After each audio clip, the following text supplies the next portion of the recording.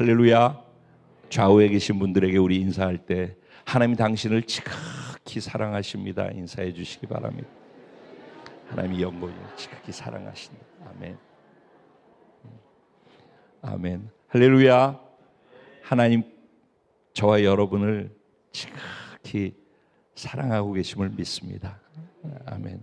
그 살아계신 하나님, 이 자리에서 우리를 사랑하고 그 사랑을 말씀을 통해 고백하고 싶어 하시는 그 하나님의 말씀을 우리가 읽는 본문을 통해서 같이 듣는 시간을 갖도록 하겠습니다. 오늘 주시는 하나님 말씀, 제가 오늘 본문은 평소와 다르게 여러 군데를 짧게 잘라서 소개해 드렸는데, 먼저 에베소서 2장 10절 말씀입니다. 같이 찾아보겠습니다.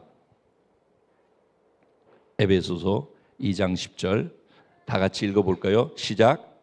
우리는 그가 만드신 바라 그리스도 예수 안에서 선한 일을 위하여 지으심을 받은 자니, 이 일은 하나님이 전에 예비하사 우리로 그 가운데서 행하게 하려 하심이니라. 그 다음에 4장 29절 무릇 더러운 말은 너희 입 밖에도 내지 말고 오직 덕을 세우는데 소용되는 대로 선한 말을 하여 듣는 자들에게 은혜를 끼치게 하라. 잠언서 18장 6절 말씀. 미련한 자의 입술은 다툼을 일으키고 그의 입은 매를 자청하느니라. 아멘.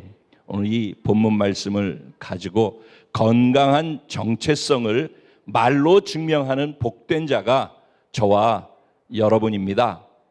이런 제목으로 주시는 은혜를 나누려고 합니다. 정체성이다 라고 하면은 한마디로 표현하면 무엇이라고 얘기할 수 있을까요? 현중아? 깜짝 놀랐지? 정체성, 자기를 누구로 인식하고 누구로 생각하고 사느냐 하는 그 얘기예요. 현중이를 스스로 나는 나를 누구라고 생각하고 사는가? 이 질문 앞에서 나는 이런 존재야, 이런 사람이야 라고 자기를 생각하는 게 있을 거 아니야. 그게 너라고. 그걸 정체성이라고 하는 거라고. 이해됐니? 그래, 잘 됐어. 그래서 정체성이 중요한 거예요. 왜냐면 내가 나를 누구라고 생각하느냐, 그게 곧 나고, 내가 나를 누구라고 생각하기 때문에 내가 그렇게 말하고 행동하고 사는 거예요. 그러니까 자기 스스로를 누구라고 생각하느냐 하는 게 너무너무 중요한 거죠. 그러니까 정체성은 자기 삶으로 다 드러나게 돼 있어요. 그래서 우리가 성경 공부를 하고 주일날 이렇게 말씀을 듣고 같이 많은 시간들을 보내다 보면은 성경에 대한 지식들이 자꾸 늘어나게 돼 있어요. 그래서 우리가 머릿속에 교육을 받아서죠. 이것은 훈련을 받은 게 아니에요. 이건 교육을 받아서 머리로 들어서 자꾸 성경의 이야기들을 들어서 알게 되어져요. 그럼 그 알게 되어진 그것이 내가 들어서 알고 있으니까 내가 그거라고 생각을 해요. 그래서 그것을 갖고 그 교육의 자료, 듣고 알고 있는 자료를 갖고 사람들하고 말도 하고, 그걸 갖고 또 저 같은 경우는 말씀도 전하고, 그것을 갖고 기도도 하고, 그렇게 다 하는 거예요. 근데 공적인 자리에서는 그게 통해요. 지금 제가 공적인 자리죠. 여기서 제가 막 세상 말하고 그러지 않을 거 아니겠어요? 왜? 여기서 이것을 해야 되는 자리니까. 여러분 구역 예배 드리는 시간에 막 서로 이상한 얘기 하지 않죠? 하나? 안 하죠? 네. 하지 않을 거라고 저는 믿어요. 근데 중요한 건 구역 예배가 끝나고 밥 먹는 시간에 하나? 할 수도 있을 것 같아요. 근데 정해진 시간, 내가 긴장하고 이것을 해야 된다라고 하는 그 시간에는 내 안에 들어와 있는 자료, 교육되어진 것 안에서 갖고 있는 것을 가지고서 할 수 있어요. 내 스스로 나를 제한하고 지금 이 시간에 이걸 해야 된다라는 것이 정해져 있으니까. 그러니까 거기에는 그렇게 큰 문제가 많이 일어날 확률이 굉장히 적어요. 근데 예를 들어서 오늘 이 예배 시간에 여기서 갑자기 뭐, 야, 임 목사야, 막 이렇게 이럴 사람 없잖아요. 있나? 없죠. 네. 적어도 그렇단 말이죠. 그리고 여기서는 그래요. 왜? 여기서 그래야 된다라고 다 생각을 하고 동의하는 거니까. 중요한 거는 요 문을 나가서부터 부부끼리 만나서 차 타고 가는 동안에 여기서 들은 말씀대로 그것이 기준이 돼가지고 서로에게 그 말씀을 표현하고 말씀을 살아내고 말씀으로 행동하고로 이어져야 되잖아요. 그 자리는 뭔가 제약이 있는 게 아니에요. 내가 스스로 선택할 수 있는 자리에, 즉 자유로운 자리란 말이죠. 그런데 자유로운 자리에서 내가 무슨 말을 하느냐? 나하고 친한 사람, 편한 사람들을 하고 그 자리에서 무슨 말을 하고 무슨 행동을 하고 있는가? 이게 진짜 나예요. 왜냐하면 여기에서는 이게 나라가 아니잖아요. 진짜 나는 여기서 보여지는 내가 아니라는 거죠. 이 자리에서 내려와서 내가 개인적으로 만나는 시간, 개인적으로 살고 있는 삶의 현장에서 그게 진짜 나예요. 그러니까 단 아래 내려가서 만나지고 보여지는 그게 저란 말이죠.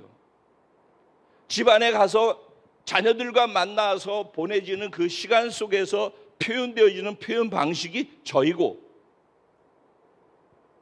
근데 그것은 그게 진짜 나라고 한다면 그게 나의 정체성이 되는 거예요. 내가 알고 있는 게 정체성이 아니라 내가 살고 있고 하고 있는 게 정체성이 된다는 거예요. 그래서 다른 말로 얘기하면은 오늘 말씀대로 한다면은 정체성은 곧 말로 그대로 표현되는 거예요. 내 말에서 어떤 말이 나오느냐를 보면은 그 말이 곧 나예요. 내가 생각하고 있는 것을 말하는 거예요. 너희 마음에 가득한 것이 밖으로 나온다라고 했어요.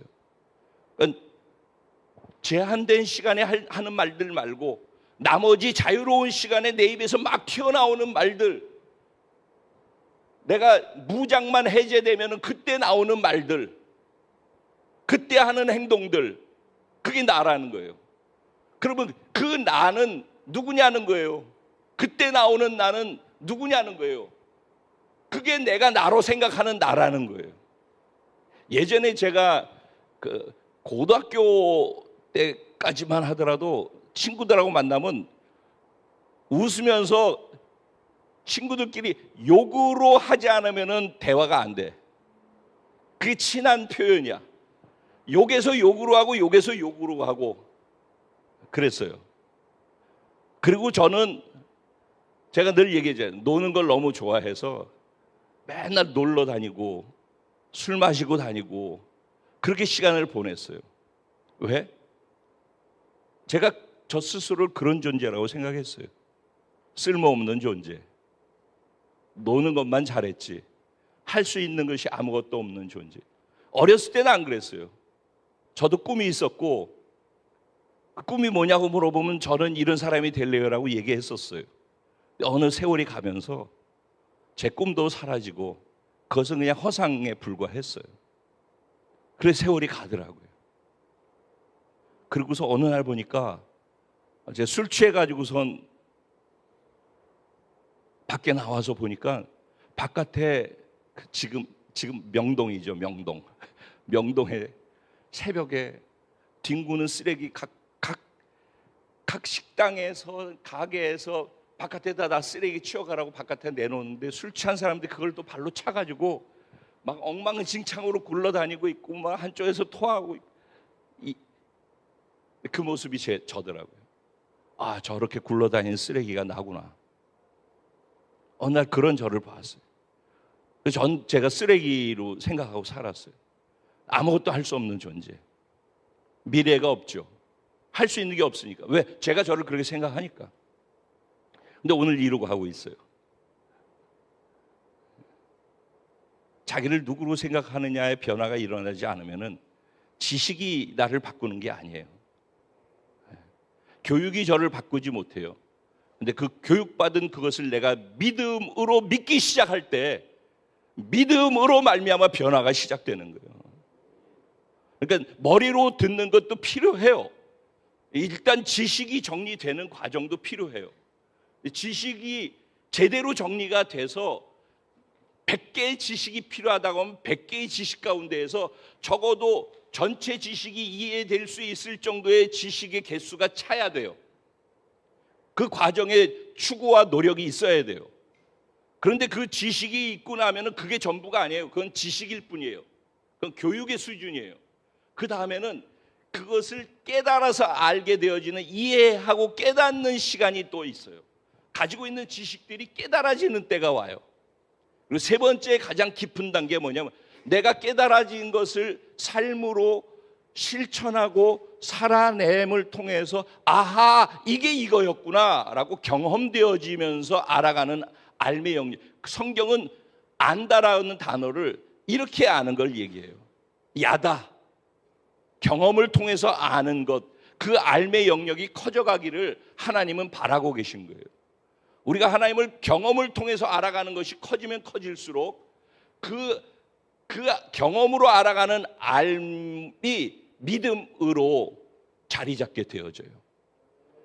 비로소 우리의 말에 믿음이 담긴 말들이 나오기 시작하는 거예요. 그러니까 지식으로 하는 말이 있고 믿음으로 하는 말이 있는 거예요. 네, 지식으로 하는 말은 생명이 없지만은 믿음으로 하는 것은 반드시 생명이 있어요. 그래서 믿음은 바라는 것의 실상을 만들어내는 거예요. 그래서 우리의 말은 지식을 말하는 말이 있고 그냥 막 나오는 말들이 있고, 그런가 하면은 믿음으로 하는 말이 있는 거예요. 그래서 나의 나됨에 대해서도 마찬가지예요. 지금 우리 교회에서 오래 있었던 분들은 당신은 누구십니까? 하나님의 자녀요. 이거 모르는 사람이 있나요? 없죠. 근데 제가 이런 얘기하죠. 예배의 깊이는 정체성의 확장에 비례한다, 이런 표현 쓰죠. 그럼 나는 하나님의 자녀다라는 것, 웬만한 교회 가서 구원받아서 너는 너를 누구로 이해를 하고 있니? 너를 누구라고 소개하니? 그럼 다 하나님의 자녀예요. 99%가 다 하나님의 자녀. 틀린 답이 아니죠.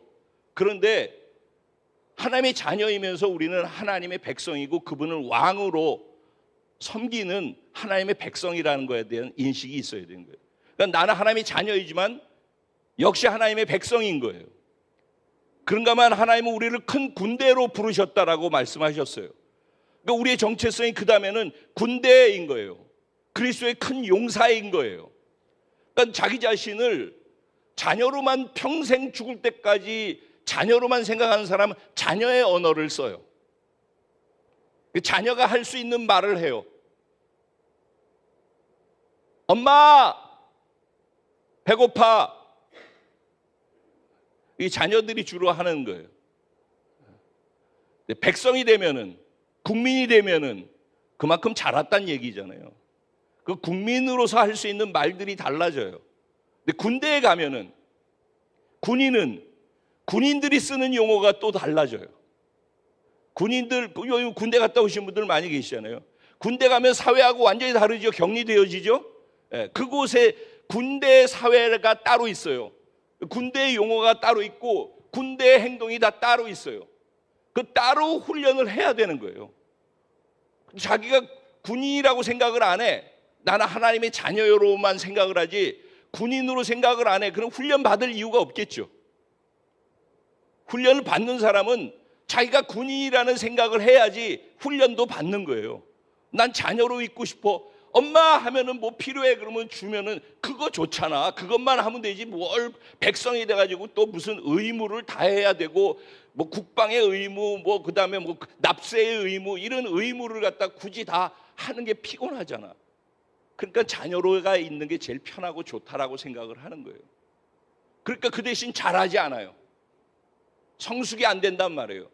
근데 하나님께서 우리를 구원시킨 이유는 우리가 잘하고 성숙되게 하기 위해서라고 말씀하고 있어요. 그러니까 하나님 관심사는 우리가 잘함에 있어요. 잘하지 않고 계속 자녀로만 있는 것을 하나님 마음 아파하신다고. 근데 우리는 자녀가 편하다라고 생각을 해요. 그래서 자녀 이상 넘어가지 않으려고 해요. 근데 예배도 마찬가지예요. 내가 자녀의 예배가 있어요. 백성의 예배가 있어요. 군인들의 예배가 있어요. 군인들은 예배가 달라요. 예배를 대하는 자세도 달라요. 예배의 목적도 달라요. 그런가 하면은 자기가 예수 그리스도의 신부라고, 하나님의 신부라는 정체성을 갖고 사는 사람도 있어요. 그래서 연합의 깊이를 아는 자들이죠. 그분과의 내가 하나 되어져 있다라는 사실을, 그 비밀을 아는 자들이에요. 신부는 신랑을 너무너무 사랑하는 거예요. 그래서 신부들은 사랑의 언어를 써요. 사랑의 표현을 하고 사랑의 고백을 해요. 그러니까 정체성이 나는 나를 누구라고 하느냐라고 하는 이 질문 앞에서 나는 현중이야. 근데 현중이가 그래서 하나님 안에서 구원받아서 너는 어떤 존재가 됐는데, 원래 임창표 쓰레기였어. 그런데 하나님을 만났어. 하나님 안에서 임창표는 어떤 존재가 됐어? 라고 질문을 던지는 거란 말이에요. 지금 여러분들에게도. 전 예전에 쓰레기였어요. 정말 그랬어요. 저는 부끄러울 것도 없어요. 왜? 지금의 저가 저니까. 하지만 이전의 저도 저거든요.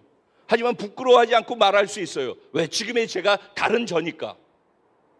하지만은 각자가 예수 믿기 이전에 자기 말고, 혹시 교회를 다니고 구원 받았는데 예수 믿기 이전에 나, 즉 직업, 학력, 물질, 부, 재산, 재물 등등등등, 아니면 외모, 이런 것들로 자기를 자기로 인식하고 있는 분이 계십니까? 그건 예수 믿기 이전의 자기예요. 저는 그걸 쓰레기라고 했어요. 저도 외모로 하면은 옛날엔 잘 나갔어요. 근데 그거 저는 쓰레기로 봤어요. 지금의 저가 진짜 저예요. 그러니까 예수 믿기 이전의 저, 여러분이 예수 믿기 이전에 여러분이 자기로 인식했던 건 뭐냐고요? 지금도 그걸 인식하고 학력 때문에 사람들 앞에서 내가 배운 게 적어서, 그래서 무슨 배움의 얘기가 나오면 꼬리를 내리는 경우가 생기나요? 그렇다면 그것은 이전의 나로 보는 거예요. 정체성이라는 건 이런 거라는 얘기를 하는 거예요, 지금. 근데 이 정체성이 왜 중요한가 하면은 내가 나를 누구로 인식하느냐, 무엇을 통해서 나를 인식하느냐 하는 거에 의해서 내 행동과 말이 나온다라는 거예요. 정체성은 내 말을 통해서 보여지는 거예요. 그러니까 내가 누구라고 굳이 설명 안 해도 내가 말하고 있는 그 말을 통해서 나는 나를 이런 존재로 인식하고 있어요라고 스스로 고백하고 있는 거예요. 서로가 듣는 사람도 이런 게 뭔지를 모르고 듣고 있고, 말하는 사람도 나오는 대로 말하고 있기 때문에 서로 모르니까 서로 그냥 좋은 게 좋은 거 하고 가지만은, 그걸 아는 사람들은 이렇게 보면은 그 사람이 보이는 거예요. 그 사람의 말을 보면은 그 사람이 자기를 누구로 생각하고 살고 있구나가 그냥 보이는 거라니까. 그래서 정체성이 중요해요. 그리스도인들은 그리스도 안에 있으면 새로운 피조물이라. 이전 것은 지나갔으니, 할렐루야, 이전 것은 지나갔으니 보라 새 것이 되었도다. 이게 나죠. 이게 나. 진짜 자기를 누구로 받아들이느냐, 여기 이게 믿음에 걸리는 거예요. 믿음. 그러니까 이게 믿음에 걸리지 아니하면은, 지식에 걸리면은 여전히 이전의 나로 교회를 다니면서도 사는 거고, 이전의 나로 말하는 거예요. 교육은 교육이고, 교육으로 표현해내야 되는 제한된 자리, 그 영역 속에서 이런 예배 시간에는 그렇게 할 수 있다니까, 교육으로. 근데 믿음에 걸려야지만 밖에 나가서도 내 말에 믿음이 실려서 변화된 나를 내가 표현하면서 살 수 있게 되는 거예요. 그러니까 교육하는 걸로 안 된다라고 말씀을 자꾸 드리는 이유가 이거예요. 믿음에 걸리지 않으면은 실제가 되지 못해요. 그래서 우리의 말이 너무너무 중요한 거예요. 근데 정체성이 결국 말을 만든다고 했잖아요. 근데 이 중요한 건 뭐냐면, 이 정체성이 왜 중요하냐면 내 말이 내 미래를 만들어요. 내가 무심코 하는 말들이, 막 뱉어내는 말들이 그게 내 미래가 돼. 내 말이 나를 삼킨다니까. 내가 한 말이 뇌고치가 자기 입에서 나오는 그 안으로 들어간다고 그러잖아요. 자기 말로 집을 만들어 놓고 그 집 안으로 들어가요. 내 말이 내 미래에 어떤 집을 만드느냐를 결정하는 거라니까. 그럼 이제 여기까지 이해가 됐어요? 네, 그러니까 말 참 중요하다. 사실은 이 얘기를요, 2020년도에 제가 처음 시작했어요. 처음은 아니지, 강조했어요. 기억하십니까? 그때가 언제예요? 유대력은 5780년이었어요. 5780년이 시작되어지는 해가 우리로 치면 2020년도였어요. 그 해가 코로나가 왔던 해예요. 근데 5780에 팔자가 히브리어로, 팔자가 숫자에 값이 있고 그 뜻이 있다라고 말씀드렸죠. 그 히브리어로 숫자의 8은 페라는, 알파벳으로 발음하면 페예요, 페. 근데 그 페의 뜻이 뭔가 하면 혀예요, 혀. 그래서 5780년에서 90년까지 가기 전에 5780년에서 89년까지 팔자가 계속 가잖아요. 이 10년 동안 하나님께서 우리의 말을 다루기 원하신다고 그랬어요. 기억하셔요? 그때 똑바로 들은 분들이 있다면은, 하나님께서 5780년 2020년부터 우리에게 말과 혀를 다루실 것이고 10년 동안 기회를 주니까 이 10년 동안 우리의 말을 바꾸라고 그랬어요. 그리고 말한 대로 되어지니까 여러분 미래를 제대로 만들고 싶으면 말을 바르게 하라고. 그리스도 안에서, 신앙 안에서 믿음으로 할 수 있는 말들하고, 살리고 세우는 말, 은혜로운 말, 덕스러운 말을 하라고. 빈 시간에 쓸데없이 지하고 싶은 말들 하고 남 뒤에서 가십하는 말들, 이런 말들 하면 결국 다 자기가 그걸 먹어요. 성경이 뭐라고 그래요? 다른 사람 축복하라고 그러잖아요. 만약에 축복하면은 그 축복한 것을 그 사람이 받을만 하지 못하다면은 그 축복이 누구에게 돌아와요? 그 말을 한 내게 다시 돌아온대. 얼마나 좋아. 내가 누군가에게 계속 축복을 해. 근데 그 사람이 축복받을 만한 사람이 못 돼. 그러면 그 말로 축복한 사람에게 그 축복이 돌아온다니까. 누구 얘기예요? 하나님 말씀이에요. 하나님 말씀. 하나님이 이렇게 말씀하신다고. 민수기 14장, 14장에 보면은 하나님께서 28절, 27절, 26절, 27절 요때 여기에 보면은 뭐라고 나와 있냐면은, 너희가 내게 원망하는 말을 내가 들었어. 이따 청년한테 할 말인데, 나를 원망하는 이 악한 회중에게 내가 어느 때까지 참으랴. 이스라엘 자손이 나를 향하여 원망하는 바, 그 원망하는 말을 어떻게 했대요? 내가, 하나님이 들으셨대요. 그 다음 말 볼까요? 그들에게 이르기를, 그렇게 원망하는 말을 한 그들에게 이르기를, 들으시고 난 다음에 여호와의 말씀에 내 삶, 하나님의 삶을 두고 맹세하노라. 너희 말이 내 귀에 들린 대로 내가 너희에게 그대로 행할 것이라고 그랬어요. 그래서 2020년도에 이건 뭐 코에 걸면 코골이라고 생각하겠지만은 우리 입을 다 다물게 마스크를 씌웠어요. 저는 그렇게 생각했어요. 5780년 우리의 혀를 다루시기 시작하는 그 해에 마스크를 씌워가지고 우리 입을 다물겠구나. 예배를 멈추게 하고 우리를 돌아보는 시간을 갖게 하셨다. 다시 시작하라. 얘들아, 리셋하라. 리셋. 다시 내 말을, 나의 정체성을 리셋해라. 내 말을 바르게 하나님 안에서 할 수 있는 말들로 바꾸는 작업을 해라. 그때로부터 시작해서 5785년, 지금 6년이 왔어요. 6년. 이제 9월 23일이면은 나팔절 신년 5786년이 되어져요. 그럼 6년이 지나고 7년째 7번째 7년의 새로운 기회를 또 주시는 거예요. 하나님이 6년 동안 저를 지켜보셨어요. 우리의 말에 어떤 변화가 있기를 바라면서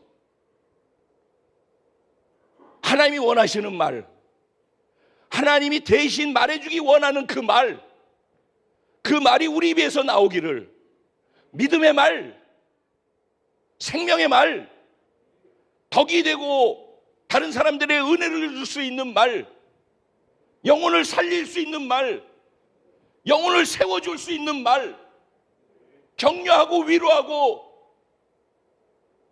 칭찬하고 인정하고 이런 말들로 바뀌어지기를 원하셔요. 왜냐하면 우리가 말한 그대로 우리의 삶이 그렇게 될 거니까. 우리의 말을 통해, 우리가 하는 말을 통해 우리를 축복하기 원하시는 거예요. 우리 스스로 우리가 우리 미래를, 자기의 삶을 말로 다 죽이는 거예요. 다른 사람을 저주하고 다른 사람 욕하고 다른 사람들에 대해서 좋지 않은 말 비방하고, 만약에 그 사람이 그런 사람이 아닐 경우에 그 저주와 좋지 않은 말 한 것이 누구에게 돌아온다고요? 자기에게 또 돌아오는 거예요. 자기에게. 옛사람의 말, 옛사람의 방식, 이것을 원주민을 남겨놓으면은 원주민들이 나중에 너의 눈을 찌르고 옆구리를 찔러서 괴롭게 할 것이야. 결국은 내 안에 있는 옛사람 원주민의 말이 남겨져 있어서 내가 한 말이 내 옆구리를 찌르고 그러는 거예요. 근데 이게 개인의 문제면 상관이 없는데,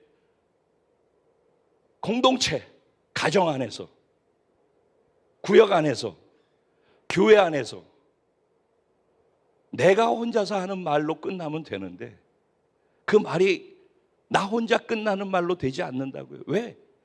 여기는 그냥 계속 만나지잖아. 주일에 한 번만 오시는 분들은 그냥 주일 예배만 드리고 또 가니까 그렇지만, 여기서 모이고 저기서 모이고 봉사해서 모이고 뭐 한다고 모이고 계속 모이잖아. 모이면은 차 마시고 뭐 얘기하고 뭐 계속 거기서 하는 말, 예배 시간 끝나고 난 다음에 하는 말, 차 마시면서 하는 말, 그 말이 살리고 세우는 말을 해야지 내가 살고 내가 세워지는 거예요. 내 입에서 나오는 말을 누가 듣는가? 내 앞에 있는 사람도 듣지만 내 뇌가 듣는 거예요.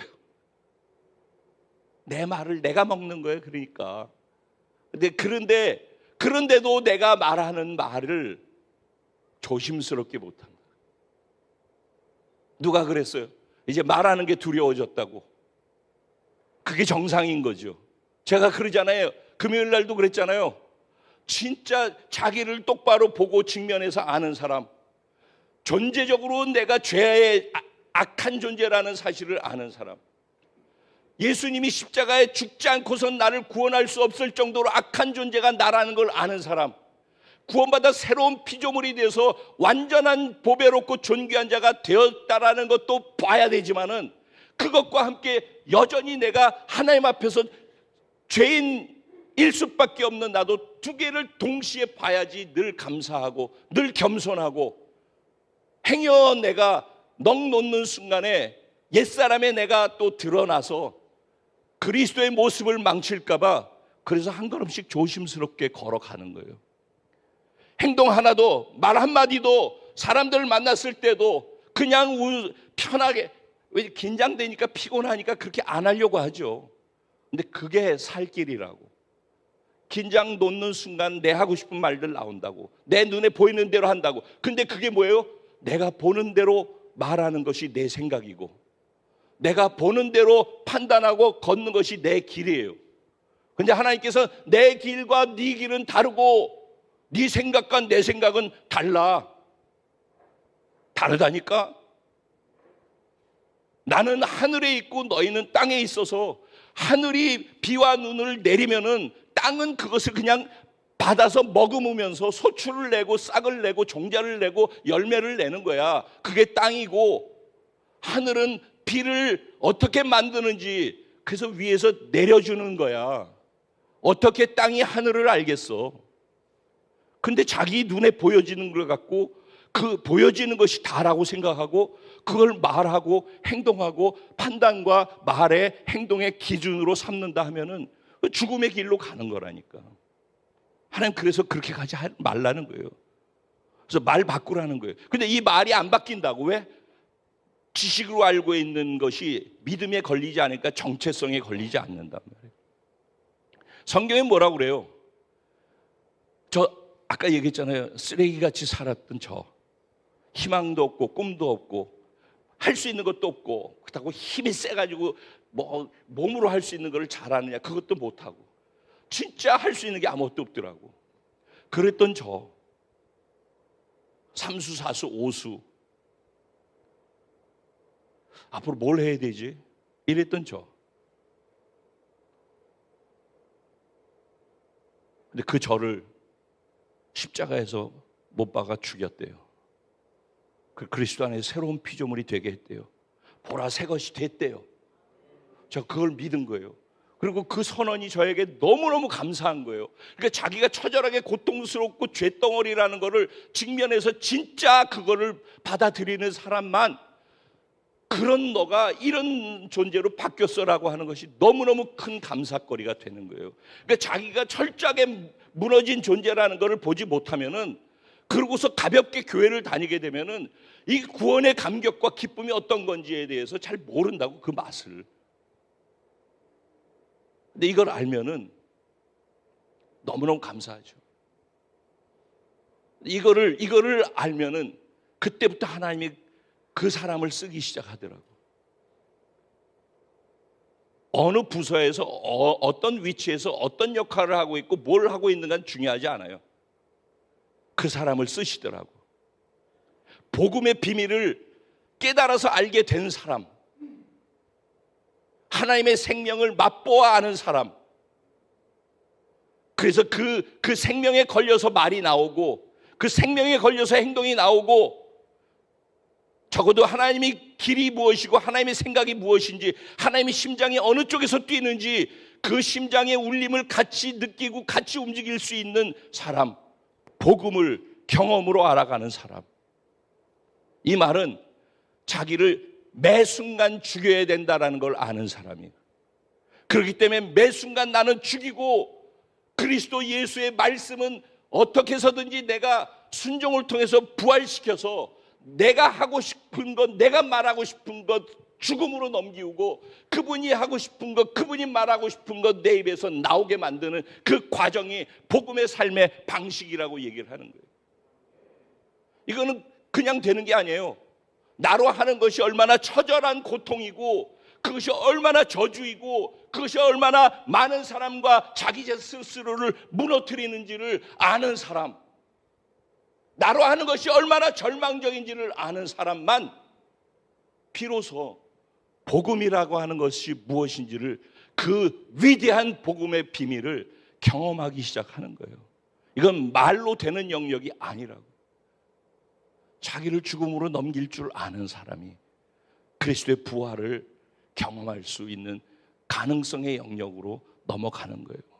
그러니까 이거를 설교로 듣는 사람은 왜 우리 목사님 맨날 똑같은 얘기를 하지라고 들을 것이고, 이것을 삶으로 살아보려고 자기와 싸우면서 몸부림치는 사람은 매번 말씀을 들으면서 매번 거기서 넘어지고 거기서 내가 또 살아나고 있는 자기를 마주 대할 때마다 이 말씀이 자기의 폐부를 찌르고 은혜가 되어지고 어떻게 이 부분을 내가 또 나를 죽이고 부인하면서 예수를 삶으로 부활시켜 살아내드릴 수 있지, 그런 자기와 마주 대하면서 자기와의 몸부림치는 싸움 속에서 예수를 부활시켜 드리는 그런 은혜가 있게 되는 거예요.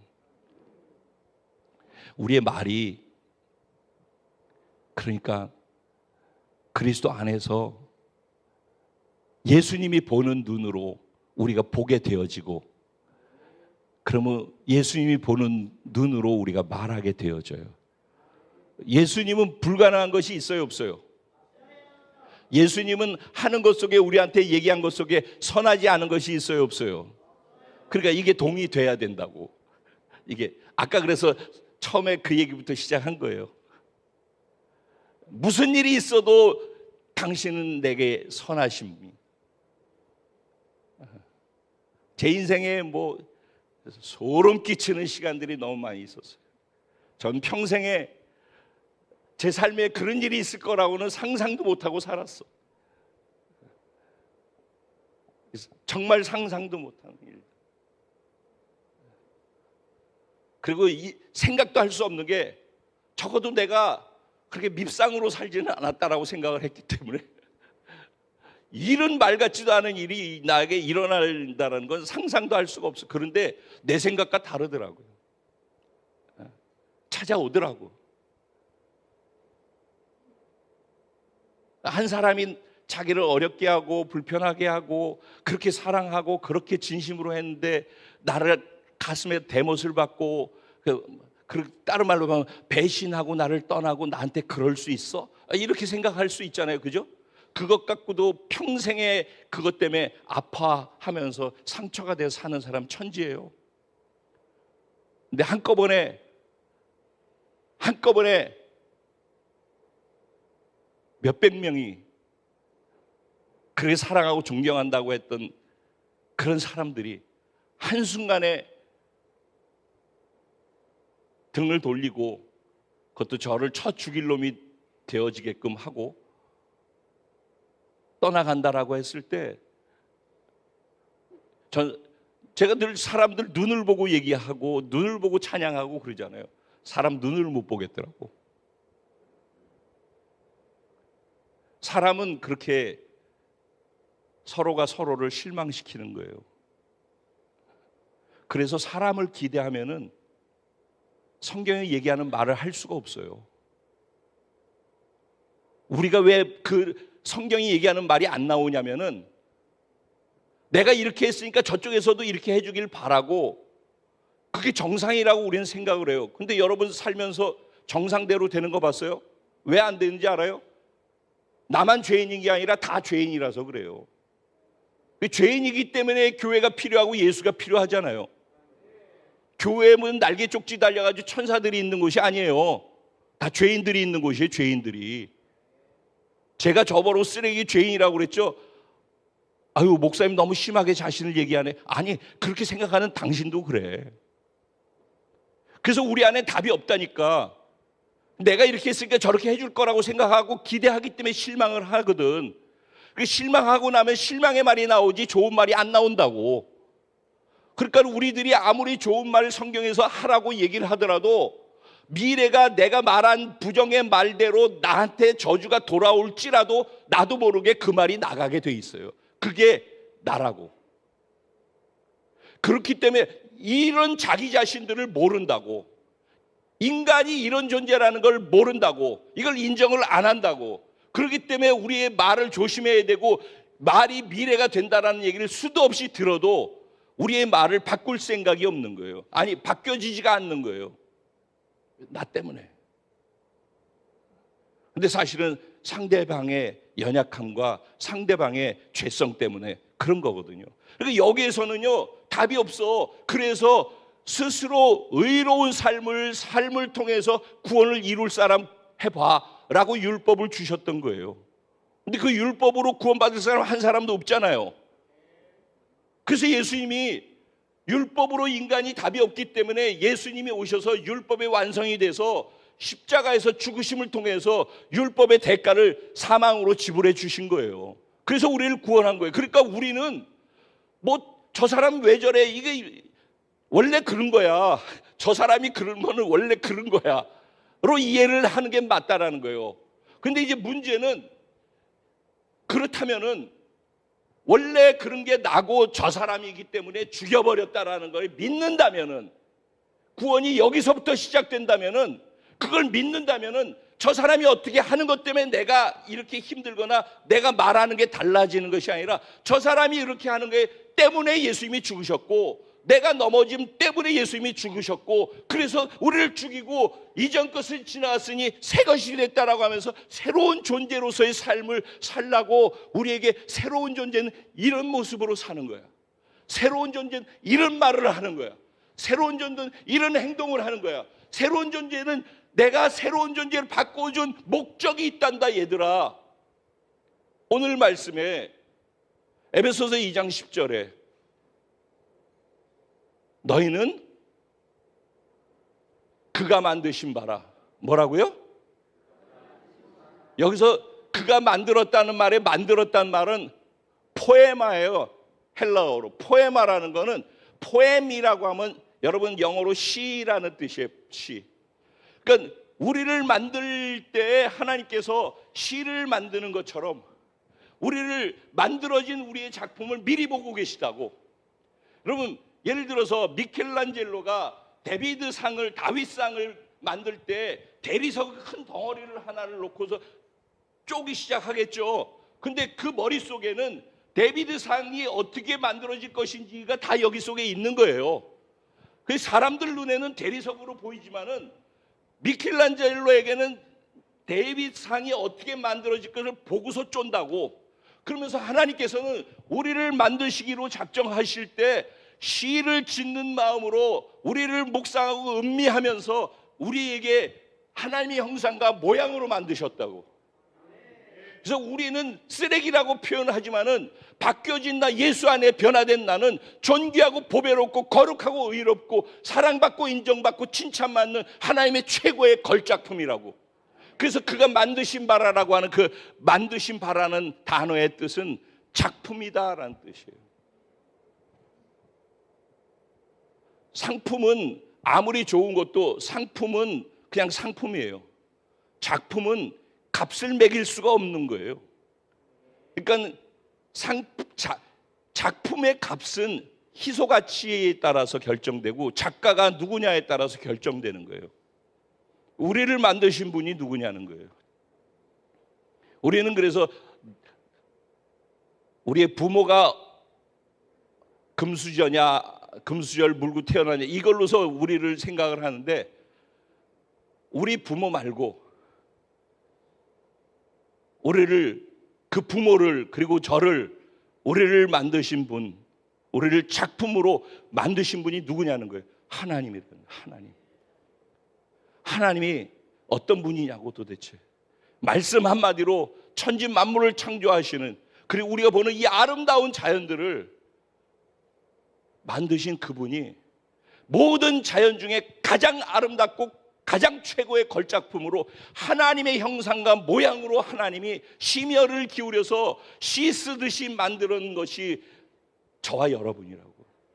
근데 우리가 왜 자꾸 얼굴에다 손을 대려고 하느냐? 이 세상 진화론적 세계관에 의해서 일그러져 있는 잘못된 가치관, 이래야지 이쁘고 이래야지 인기 있고, 세상 사람들은 그래요. 그러니까 그 세상 사람들의 입맛에 맞추기 위해서 그렇게 해야지 잘 보이고 그래야지 성공하고 그래야지 잘 나간다고 생각하니까 그래서 자꾸 그렇게 하는 거예요. 근데 우리는 손 대고 안 대고 상관없이 있는 모습 그대로 최고의 걸작품이라고. 피카소 작품보다도 더 어마어마한 작품이 저와 여러분이에요. 예수 믿기 전엔 제 쓰레기로 저를 알았지만 예수 믿고 난 다음에 제가 이렇게 당당할 수 있는 것, 그러면서도 늘 겸손할 수 있는 것은 믿기 이전에 내가 쓰레기라는 것도 지금도 알고 있고, 믿고 난 다음에 얼마나 걸작품인지도 지금도 알고 있기 때문에, 이 두 가지가 항상 제 안에 있기 때문에 언제나 저 자신의 밸런스를 찾아갈 수 있게 만드는 거더라고요. 내 정체성이 그러니까 하나님 안에서 하나님이 보시는 나를 믿을 수 있기 시작할 때부터, 하나님이 보시는 나, 내가 보는 나 말고, 옆 사람이 나를 평가하는 나 말고 하나님이 보시는 나, 그 나를 나도 그렇게 보고 그렇게 믿고 그렇게 동의할 수 있을 때, 누가 뭐라 하더라도 나는 그런 존재니까. 근데 중요한 것은 하나님이 이렇게 작품으로 만들어 놓은 목적이 있다라는 거예요. 뭐 하기 위해서? 선한 일을 하게 하기 위해서. 자녀로서 다고다고하고 필요한 것만 채우고 지 마음에 들면 이렇게 하고 투정하고 원망하고 안 사주면 발 굴르고 두루놓아서 아무데나 사람이 있든 없든 그렇게 하는 게 아니라 하나님이 선한 일을 하기 위해서 우리를 그렇게 작품으로 만들어 주셨대요. 이거를 우리가 믿는다면 우리의 정체성이 하나님이 나를 작품으로 최고의 걸작품으로 만들었다는 걸 정말로 믿는다면, 그래서 이것이 나의 정체성이 된다면 내 말도 작품이 되어야 되는 거예요. 내 말이 사람들을 감동시키는, 와우, 어떻게 이렇게 아름다운 말이 작품으로 나오는 거예요. 내 행동이, 내 삶이 작품이 되어지는 거예요. 그렇게 정체성이 일그러지면은 다 일그러지는 것이고, 정체성이 바르게 잡혀서 회복되어지면은 모든 것이 회복되어지는 것이에요. 그래서 정체성을 똑바로 잡는 것이 너무너무 중요해요. 머리로 아는 거, 설교를 또 예전에는 맨날 이 얘기했어. 맨날 초장에 1년부터 7년 그때는 맨날 정체성 얘기만 했어. 하나님 안에 사랑받고 있고 온통 자녀 얘기만 해야 되니까, 그때는 키워야 되니까. 근데 지금 28년이 됐잖아. 근데 지금도 자녀 얘기만 하고 옹냐옹냐하고 그래 너무 이뻐 이 얘기만 듣고 싶어요 또. 그럼 언제 군대가 돼서 주님 오실 때 가까운데 언제 군대가 돼가지고 하나님이 쓰시는 하나님 나라의 군대로서 정렬할 수 있겠냐고. 갈 길은 멀고 준비는 바쁜데 그래서 제가 힘든 거예요. 우리의 정체성, 우리의 말, 이제 자신을 한번 돌아봐야 돼요. 내 말을, 나는 무슨 말을 하고 있나. 공적인 자리 말고 사적 자리에서 편한 사람들과 차를 마시면서 친한 친구끼리, 교회 안에서 나는 무슨 말을 하고 있나. 내 말이 덕이 되는가? 내 말이 은혜가 되는가? 내 말을 통해 예수가 드러나는가? 아니면 내가 드러나기 원하는가? 내 말은 그 뿌리가 어디로부터 나오고 있는가? 그것이 나의 정체성이에요. 이번 주 한 주간을 보내면서 한번 훈련해 보세요. 제가 훈련을 해야 된다고 그러잖아요. 설교 듣고 끝나면 아무 소용없어요. 오늘 이 말씀 생각하면서 자기 말을 계속해서 모니터링 해야 돼요. 들여다봐야 된다고. 자기 말을, 내 입에서, 내 말에서 어떤 말들이 나가는지. 비난하는 말, 부정적인 말, 원망하는 말, 수근거리는 말, 험담하는 말 등등등등, 음담패설하는 말, 그런 말들이 내 입에서 나가는지, 아니면은 살리고 세우기 위한, 살리고 세울 수 있는 유일한 말이 뭔지 아세요? 복음이에요. 복음. 예전에 그랬어요. 우리 성도님들이, 목사님 식사하는 시간에는 좀 드시고. 왜냐면 밥 먹을 때도 저는 말이 계속 나오는데 그 시간이 아까워. 내 앞에 있는 사람은 맨날 만나는 게 아니잖아. 현중일 만나는 시간이 맨날 있는 게 아니잖아. 나랑 만나는 시간이 어쩌다가 있잖아. 네가 요청하든지 내가 요청하든지, 그지? 그게 뭐 1년에 몇 번이냐? 지금까지 한 3-4번 있었니 그래도? 근데 그때 나는 온통 네가 내 앞에 있으면 온통 너밖에 안 보여. 너한테 필요한 말이 뭘까? 너를 살려줄 수 있는 말이 뭐고, 너를 세울 수 있는 말이 무엇일까? 밥을 먹고 있든 차를 마시고 있든 뭘 하고 있든 사실 그건 다 부수적인 거고, 그 속에서 내 관심사는 오직 너예요. 왜냐면 요 시간 지나면은 또 너를 만날 때까지 한참 걸리잖아. 요 있는 시간이 내게는 너무 소중한 거야. 그러다 보니까 어쩔 수 없이 밥 먹는 시간에도 밥이 코로 들어가는지 귀로 들어가는지, 사실 아무리 맛있는 걸 차려줘도 별로 저한테는 크게 맛을 잘 못 느껴요. 죄송하지만. 그래서 저를 진짜 편안하게 밥을 대접하고 싶으면은 제 마음을 편안하게 신앙생활을 잘 하면은 제가 밥 먹기가 편해. 근데 그렇지 않으면은 밥 먹는 것이 또 사역이야, 저는. 진짜 진짜. 예. 저는 그래요. 저를 만난 분들 다 알 거야. 제가 여러분 개개인 여기 애고 어른이고 다 저를 만난 사람, 아직 못 만난 사람은 어쩔 수 없고, 저를 만난 사람은 제가 그러고 있다라는 걸 다 알 거예요. 선교지 가도 마찬가지고 저 어디 가도 마찬가지예요. 왜? 내 앞에 있는 영혼이 내 삶에서 가장 지금 하나님이 이 사람에게 하고 싶은 거를 해드리는 통로가 돼야 된다고 생각을 하는 거예요. 이게 무의식적으로 제 안에 자리 잡고 있어요. 그냥 그러다 보니까 까딱 잘못하면 맞는 말만 하게 될까 봐. 근데 사람들은 맞는 말만 하는 거를 별로 안 좋아해요. 자기를 이해해주고 들어주고 뭐 이렇게 해가지고 옹냐옹냐하고 그렇지 하고 그래도 그 편 들어주고 그러면 이 사람 내 편이야 그래 되게 좋아해요. 그럼 제가 인기 짱 중에 짱이 될 거예요. 근데 그렇게만 하면은 입맛에는 맞을지 몰라도 몸에는 안 좋은 거거든. 몸에 좋은 약은 원래 입맛이 잘 안 맞아요. 근데 전 여러분 정말 진심으로 사랑하고 여러분의 삶에 하나님 안에서 도움이 되고 싶어요. 제 인생 여기 다 걸고 가는 거 아시는 분들은 아셔요.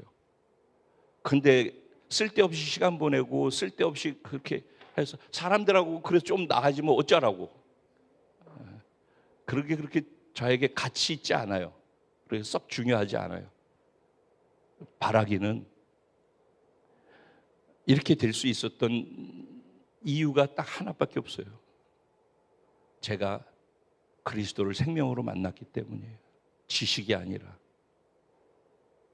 복음을 통해서 복음 안에 감추어져 있는, 그리스도 안에 감추어져 있는 비밀, 그 비밀을 하나님의 은혜로 제가 경험하게 되어지면서 이것 말고 줄 게 없더라고요. 이것으로 살리고 이것으로 세우는 거더라고. 그러다 보니까 만나면은 앉으나 서나 당신 생각에 복음만 나오는 거예요. 앉으나 서나 입에서 나오는 게 그것밖에 안 나오는 거예요. 여러분 혹시 우리 목사님은 지루해, 맨날 똑같은 얘기만 해, 그러면은 그렇게 듣지 마시고 이 목사가 날 진짜 사랑하고 아끼는구나, 그리고 진짜 내가 바뀌어지기를 원하고 있구나, 이렇게 받으면은 거의 다 맞아요. 그 말이. 제가 제 인생이 짧기 때문에 제 인생 쓸데없이 감정 소진하고 개개인에게 감정에 따라서 반응 이러면서 제 인생과 허비할 수 있는 여유가 저에게 별로 많지 않아요. 그럴 일 없어요. 그러니까 온 마음을 다해서 진심으로 여러분들이 잘 되길 바라고 쑥쑥 잘 자라서 하나님 보시기에 합당한, 하나님이 여러분들에게 이 땅에서도 그렇지만 영원의 세계에서 상급과 칭찬, 보상으로 넘치게 준비해 놓고 계신 그런 은혜가 여러분의 삶 속에 있기를 원해요. 하나님 안에서 변화된 자기가 성경에서 하나님은 나를 뭐라고 보고 계시는지를 똑바로 볼 수 있었으면 좋겠어요. 그리고 그것을 믿을 수 있게 해달라고 기도하세요. 근데 그 믿음은 어디에 걸려야 된다고 그랬어요? 그분과의 관계의 깊이만큼만 믿어져요. 그분을 모르면은 아무리 믿고 싶어도 믿어지지가 않아요. 지금 제가 하는 얘기를 갖다 여기서 다 들었어요. 저를 아는 사람, 저하고 관계 깊이 있는 사람만 제가 하는 얘기에 대해서 저 목사님 저거 다 진짜야, 목사님 저 다 진심으로 하는 얘기야, 저를 진짜 아는 사람은 그거 믿을 거예요. 근데 왔다 갔다 왔어 갔어 이렇게 하면서 하면 어쩌다 한번 만나는 이런 분들이야 저를 잘 모르잖아요. 주일날 설교하는 것만 알지. 그리고 제가 하는 얘기를 얼마나 믿을 수 있겠어요. 마치 똑같아요. 하나님을 알아가야 돼요. 지식으로 말고 그분을 인격으로, 관계의 깊이로 알아가면서 만남이 깊어져야 돼요. 그래서 내가 그분과의 관계 속에서 알아가면서 그분을 아는 만큼 믿어져요. 그분을 사랑하는 만큼 믿어져요. 그래서 관계의 깊이로 가는 것이 너무 중요한 게 되는 거예요. 그 관계의 깊이만큼 믿어지는 만큼 내가 하나님의 말씀하신 말씀이 창표에 너는 존귀하고 보배로라는 말이 믿어지는 거예요. 그렇게 믿어져야지 그때 내 정체성이 되는 거예요. 그 관계가 되지 않으면은 교회만 다니고 설교만 듣고 좋은 일이 있기를 바라는 그런 수준으로는 절대 이게 불가능한 거예요. 죄송합니다. 관계의 깊이로 들어가지 않고서는 이거는 다른 세상이고 남의 세상이지 자기의 세상이 될 수가 없어요. 신앙생활 지금부터라도 하나님을 관계 속에서 알아가고자 하고 하나님이 도대체 어떤 분인지 그분을 알아가는데 신앙생활의 전부를 쏟아보셔요. 절대 믿지는 장사 아니에요. 오늘부터라도 남은 시간을 하나님 당신을 더 깊이 알아가게 해주세요. 성령님 말씀을 읽을 때 이 말씀 안에 담겨있는 하나님의 마음을 내가 느낄 수 있게 해주세요. 깨달을 수 있게 해주세요. 성령님 도와주세요. 금요일 날 또 다른 얘기 할게요. 그러니까 꼭 나오셔요. 맨날 나오는 단골 손님들만 오지 말고 교회에 주일만 나와서 설교 들어가지고선 그 설교를 절대 못 살아냅니다. 주중에 계속 나와서 기도해도 살 수 있을까 말까 하는 게 하나님의 말씀이에요. 하나님 말씀은 영으로 사는 거지 우리의 노력과 의지로 사는 게 아니에요. 그래서 영으로 하나님의 말씀을 살려면은 기도하고 성령의 도움을 받아야지만 이 말씀을 살아낼 수 있어요. 그런데 기도하지 않고 목사의 아픔이죠. 기도해야 돼요, 여러분. 금요일 날 나오셔요. 보니까 한 80명 나오더라고요. 한 80명. 평균 80에서 90 사이 나오더라고요. 뭐 전체 여기 있는 인원에서 적은 건 아닐 수도 있지만 그러면 나머지 안 나오는 분들이 걱정이 되잖아요, 제가. 그러니까 나오셔서 하나님 앞에 내가 당신을 알고 싶어요. 저 목사가 맨날 관계의 깊이로 들어가라고 그러는데 내가 당신을 관계 속에서 알아가고 싶어요. 당신을 만나고 싶어요. 당신과의 인격적인 깊이로 들어가고 싶어요. 그래서 당신에게 사랑에 푹 빠져 들어가고 싶어요. 그래서 나의 정체성이 자녀에서, 백성에서, 군대에서 이제 당신의 신부로서, 사랑에 빠진 신부로서, 사랑에 빠진 신부의 예배를 드릴 줄 아는, 부부가 하나 됐을 때가 최고의 절정인 거예요. 그게 예배의 가장 깊이에요. 그러니까 예배 참석하는 자가 있고 설교 듣고 가는 자가 있는데 예배는 연합으로 그분과 하나됨을 확인하는 자리예요. 말씀을 통해 그 말씀과 내가 연합됨을 확인하고 그게 믿어져 가지고 그 앞에서 그분께 인정하고 반응해 드린 그 반응이 예배예요.